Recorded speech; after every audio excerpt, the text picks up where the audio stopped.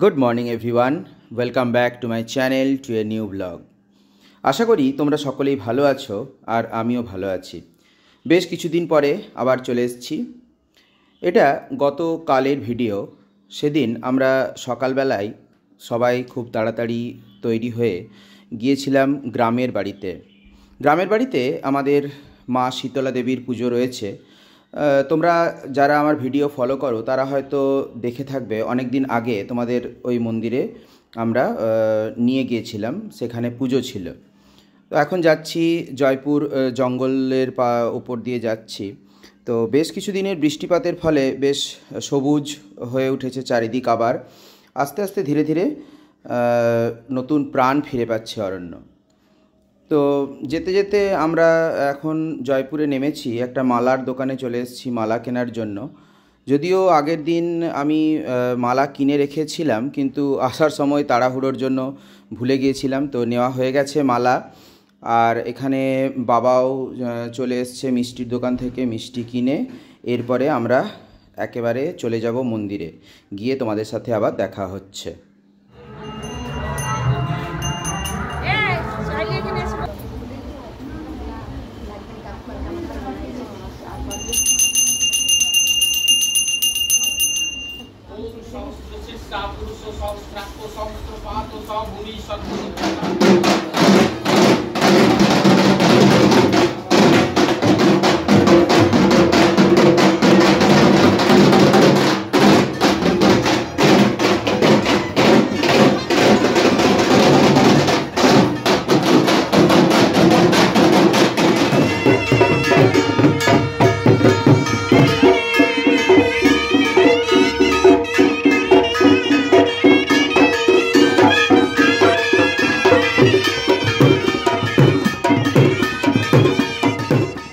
আমাদের গ্রামের মন্দিরে মাকে পুজো করার পর নিয়ে যাওয়া হচ্ছে যেখানে শীতলা মন্দির রয়েছে সেই মন্দিরে।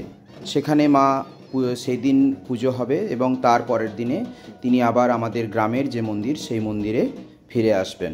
তো সেই জন্য পুরোহিত মহাশয় মা শীতলা দেবীকে নিয়ে যাচ্ছেন এবং আমাদের যে গ্রামের মাঠের রাস্তা, সেই মাঠের রাস্তার মাঝখান দিয়েই নিয়ে যাওয়া হচ্ছে। চারিদিক সবুজ হয়ে রয়েছে।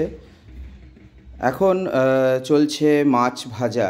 তো এরপরেই আমিও বসে পড়েছি মাছ নিয়ে। এর আগেই বেশ কয়েকটা মাছ খেয়েছিলাম, তো হঠাৎ করে মনে হলো তোমাদের সাথেও শেয়ার করি বিষয়টা। একটু পরেই আমরা চলে যাব যেখানের প্রধান মন্দিরে, সেই মন্দিরে পুজোতে।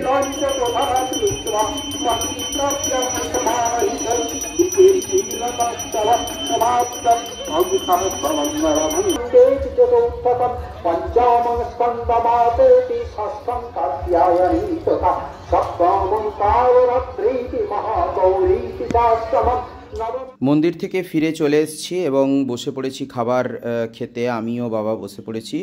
খাবারে ছিল পোস্ত, উচ্ছে ভাজা, শাক ভাজা, পটলের তরকারি ছিল, মাছের ঝোল আর চাটনি।